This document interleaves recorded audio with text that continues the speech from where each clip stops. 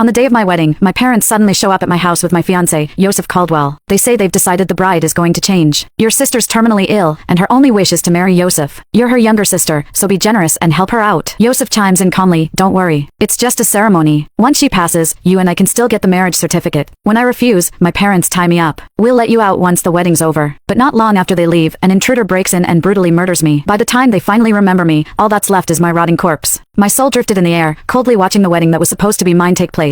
All eyes were focused on the center stage at the wedding venue. My sister, Sonia Quaid, dressed in the wedding gown meant for me, was saying heartfelt vows to my fiancé, Yosef Caldwell. Nia is finally happy now. My parents kept murmuring in the audience as their eyes reddened with emotion. Amid the crowd's cheers, the newlyweds beamed with happiness as they shared what they claimed were cherished memories. Romantic encounters? Deep affection? My presence was completely erased in their stories as if I had never existed. The wedding dress that once felt tight and constricting on me now looked like it was tailored perfectly for Sonia. I drifted in the air, growing colder and colder. So this was it. From the very beginning, I was never meant to be the person to marry Yosef today. That explained why Yosef had seemed so distracted during the wedding preparations. He was constantly smiling at his phone for no apparent reason. But what I couldn't understand was why they had to use me as the sacrifice if they loved Sonia so much. I died in a rented apartment not long ago. My parents had tied my hands tightly, leaving me immobile. All I could do was watch in terror as a masked assailant broke in. I was with child, but I was brutally assaulted and murdered. My death was horrific. The attacker slowly sliced open my wrists with a knife, letting my blood drain bit by bit. Before leaving, my parents had gagged me with a towel out of fear that I'd cry out for help. I couldn't even whimper when I died. Ever since I was little, my parents had always favored Sonia. The snacks we both loved? I never got any. The dress I longed for? Always bought for Sonia instead. When we grew up and there wasn't enough money to send both of us to college, my parents didn't hesitate to give the tuition to Sonia. They told me to earn mine through part-time jobs. But I never could have imagined that they would be so biased as to ask me to give up my fiancé for Sonia when she told them she had cancer and didn't have long to live. What shattered me even more was that Yosef, the man who had been with me since college, also betrayed me. I watched coldly as this farcical wedding came to its perfect conclusion. When they packed up and prepared to leave for their honeymoon, I followed them once again. On the beaches of Anoli, Yosef and Sonia walked hand in hand along the shore, bathed in the golden glow of the setting sun. The warm sunlight spilled over them, and the sea breeze gently tousled their hair. As Sonia affectionately wrapped her arms around Yosef's neck, the two shared a passionate kiss. Passers-by looked on with envy, clapping and cheering for the couple. Even my usually conservative parents stood by, cheering them on. At this moment, no one would remember me, the one abandoned in a rented apartment. Who would even care whether what they did to me was fair or not? Yosef, do you think Freya is mad at me? She still hasn't called. Sonia leaned weakly into Yosef's arms, feigning frailty as she asked, how could she be? She's your sister, and you're seriously ill now. This is your only wish. She's not an unreasonable person. At worst, we'll just make it up to her later. Yosef gently comforted her. Sonia nodded before quickly perking up and excitedly pulling Yosef and my parents out to dinner. My parents couldn't fully enjoy the seafood dinner costing tens of thousands of dollars. Sonia, on the other hand, acted as if it were all completely justified. After dinner, I followed them back to the hotel. Yosef turned down the nightgown-clad Sonia's flirtatious attempt and went to the balcony alone, silently smoking as he remained deep in thought. I turned and drifted toward my parents' room. My parents hadn't gone to bed yet. They were probably